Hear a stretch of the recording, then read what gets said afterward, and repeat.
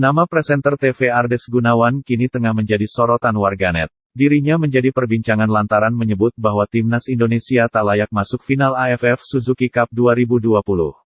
Ardes Gunawan juga meremehkan timnas Indonesia tak dapat menjuarai kejuaraan yang digelar 2 tahun sekali itu. Masuk final AFF gembiranya serasa pahlawan legenda juara Piala Dunia. Hampir kalah di kandang sendiri melawan 9 pemain. Banyak gaya dan provokatif. Intinya, overrated, tulisnya di Instagram story-nya. Postingan Ardes Gunawan tersebut kemudian menuai komentar pedas dari warganet. Bahkan Darius Sinathrya pun ikut buka suara soal pernyataan Ardes Gunawan yang meremehkan timnas Indonesia di tengah euforia kemenangan 4-2 timnas Indonesia dari Singapura di leg kedua semifinal AFF 2020. No offense, tapi ini adalah salah satu dari sedikit indikator bahwa Indonesia masih belum matang di cabang sepak bola. Apresiasi untuk kerja keras pelatih dan para pemain muda Indonesia, tapi gue harap gak juara sih. Aneh banget tim yang hampir kalah dari 9 pemain bisa juara. Semoga Thailand atau Vietnam aja yang juara, sambungnya. Usai postingan Ardes Gunawan tersebut viral, sosoknya pun menjadi sorotan. Menilik dari bio Instagramnya, Ardes Gunawan merupakan seorang presenter TV. Sementara dari akun YouTube-nya, dalam 2 unggahan terakhirnya, Ardes membahas tentang sepak bola Liga Italia. Ardes Gunawan akhirnya meminta maaf atas unggahannya mengenai timnas Indonesia. Presenter TV itu mengaku hanya mengutarakan pendapat secara objektif mengenai permainan timnas Indonesia di Piala AFF. Permintaan Ardes itu diunggah melalui akun Instagramnya. Ia juga mengatakan tak bermaksud merendahkan permainan anak-anak asuh Shin Tae-yong.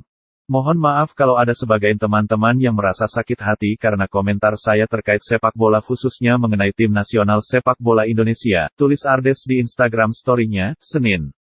Saya hanya berusaha mengutarakan pendapat bahwa dalam kacamata objektif secara permainan harus diakui Thailand dan Vietnam lebih unggul dari Indonesia. Tidak ada maksud untuk merendahkan perjuangan pelatih, staf, dan para pemain timnas, tambahnya. Sebelumnya, Ardes memang mengutarakan pendapat yang kontroversial. Menurutnya, Evan Dimas dan kolega terlalu berlebihan dalam merayakan kelolosannya ke final Piala AFF 2020. Ucapan Ardes memancing beberapa kalangan untuk ikut berkomentar. Ex-pemain timnas Indonesia, Kurniawan Dwi Yulianto, mengatakan sebuah hal lumrah bila timnas merayakan keberhasilan melaju ke babak final. Unggahan Ardes juga membuat pihak MTEK untuk angkat suara. Terlebih, Ardes diduga merupakan presenter yang kerap menghiasi layar kaca SCTV ataupun Indosiar. Kendati begitu, pihak MTEK membantah hal tersebut. Yang bersangkutan bukan presenter SCTV atau Indosiar. Yang bersangkutan hanya sesekali jadi pembawa acara kuis sponsor biasa durasi 3 menit di SCTV atau Indosiar, ucap Direktur Surya Citra Media, Harsiwi Ahmad. Itu, beberapa publik figure juga mengungkapkan kekecewaannya kepada unggahan Ardes di antaranya Darius Sinathrya, Ari Kriting, dan Adit Insomnia. Mereka menilai Ardes tak bisa mengapresiasi perjuangan Evan Dimas dan kolega yang berada di atas lapangan. Indonesia sudah memastikan tempat di laga puncak Piala AFF 2020. Skuad Garuda akan bersua Thailand pada final yang berlangsung pada tanggal 29 Desember dan tanggal 1 Januari mendatang. Duh, bro Ardes Gunawan, wajar pemain gembira serasa juara Piala Dunia, beban para pemain muda ini segitu beratnya untuk penuhi hasrat publik Indonesia, kecuali elu, untuk bisa jadi juara setelah kita selalu gagal di 5 final sebelumnya. Mereka udah ngelewatin proses latihan yang panjang dan berat di bawah STY, bahkan ada beberapa pemain yang memilih menyingkir karena gak kuat. Mereka yang tampil tadi malam, memilih bertahan demi merah putih, tulis Darius Sinathrya di Instagram story-nya, dikutip Senin, tanggal 27 Desember tahun 2021. Darius menyebut, dalam 10 tahun terakhir Singapura bukan tim yang mudah untuk dikalahkan.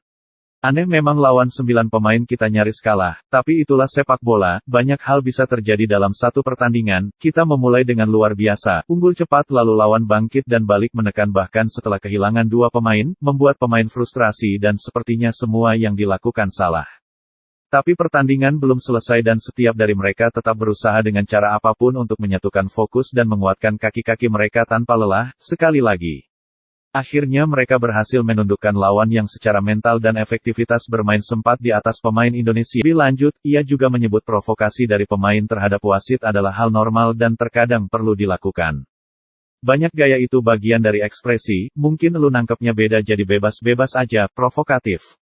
Ada kejadian di mana pemain kita protes atau menekan wasit untuk menghukum lawan, but that's just normal, ada yang narik, dorong, nunjuk-nunjuk wasit, bahkan saat dihukum penalti di ujung laga. Kadang provokasi perlu dan penting, sepak bola bukan cuma permainan fisik, tapi ada faktor lain seperti inteligensi, power of mind, mental dan emosi, lanjutnya. Banyak gaya itu bagian